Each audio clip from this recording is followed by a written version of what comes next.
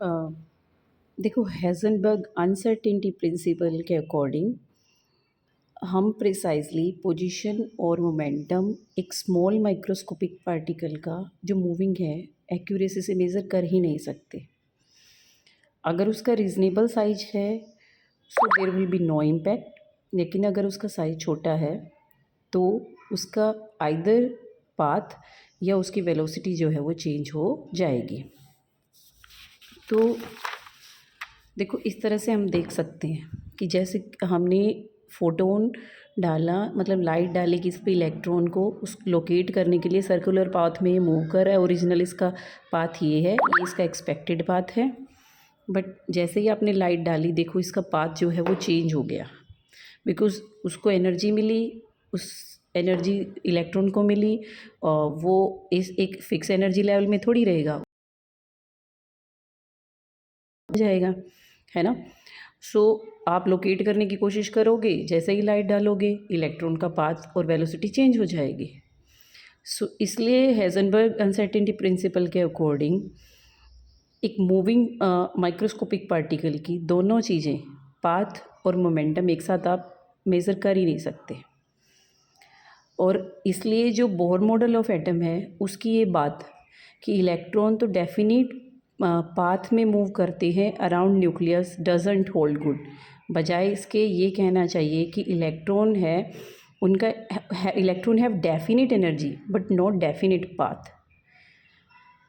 जो अनसर्टेनिटी आती है प्रिंसिपल के अकॉर्डिंग वो will be equal to del x into del p greater than h by 4 pi.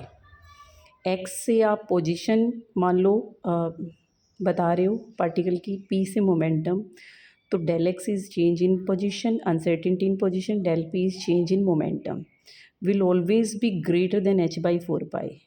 ये greater than and equals to sign का मतलब ये है कि uncertainty can never be less than h by 4 पाई।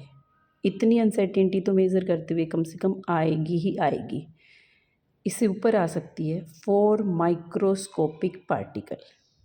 यानी माइक्रोस्कोपिक पार्टिकल्स जो है वहाँ पे अनसर्टेनिटी आती है, इलेक्ट्रॉनिक पार्टिकल की तरह बिहेव ज़रूर कर रहा होता है, बट जैसे ही उस पर लाइट डलती है वो चेंज हो जाता है, ठीक है। बट ऐसा मैक्रोस्कोपिक पार्टिकल्स के केस में नहीं होता, मासिव ऑब्जेक्ट के केस में नहीं होता, वहाँ पोजीशन और मोमेंटम जो है वो फिक्स रहते हैं। लेकिन माइक्रोस्कोपिक में देखो वो किस तरह बिहेव करने लग जाता है, वहाँ पे एक प्रोबेबल रीजन आप बता सकते हो जहाँ पे इलेक्ट्रॉन मिल सकता है, लेकिन एक फ़िक्स पोजीशन आप नहीं बता सकते। और फिक्स पोजीशन तो पार्टिकल की लोकेट कर ही सकते हैं, वैसे तो हम किसकी नहीं लोकेट कर पाते, वेव नेचर की। इसका मतलब ये प्रिंसिपल भी किसके बारे में बात कर रहा है, कहीं ना कहीं वेव नेचर ऑफ आपका इलेक्ट्रॉन की बात कर रहा है, और इनडायरेक्टली कह सकते हो आप ड्यूल नेचर ऑफ इलेक्ट्रॉन के बारे में बात कर रहा है योर हेज़नबर्ग अनसर्टेनिटी प्रिंसिपल। तो दो प्रिंसिपल अब तक हम देख चुके हैं, एक डी ब्रोगली की हाइपोथेसिस एंड एक योर हेज़नबर्ग अनसर्टेनिटी प्रिंसिपल, जो बात करे dual nature of matter both of light और यू कैन से इलेक्ट्रॉन्स और अदर माइक्रोस्कोपिक पार्टिकल।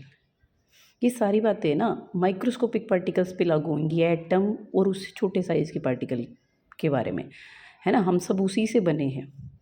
हम बहुत छोटे लेवल पे बात करेंगे, बड़े लेवल पे इनफैक्ट केमिस्ट्री में तो बात ही बहुत कम होगी, फिजिक्स में बात होएगी, ठीक है। हेवनली ऑब्जेक्ट्स, हैवी ऑब्जेक्ट्स की ज़्यादा।